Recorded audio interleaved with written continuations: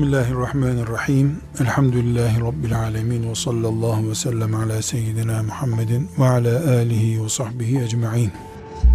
Ey iman edenler! Dost edinmeyin, velilik yaptırmayın bir gruba ki Allah onlara gazap etmiştir. Bunun adı Yahudi olur, Hristiyan olur, Şamanist olur, müşrik olur, mulhid olur, mecusi olur, komünist olur, faşist olur.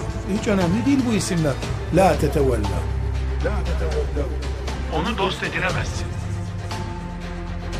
Dost Allah'tır, Resulullah'tır, müminlerdir. Bu üç kelimenin dışındakiler dost değildir. Ya düşmandır ya da yoktur. Ya düşmandır ya da yok. Sosyal ilişkinin gereği olarak bir arada dururuz, o kadar. Çok açık ve seçik emri Allah'ın. Ya eyyühellezine amenu la tetevellav. La tetevellav. Dost edinemezsiniz. Vela yapamazsınız. Çünkü vela Allah, Resulullah, müminler içindir. Bunlar ahiretten umudunu kesmiş kimselerdir.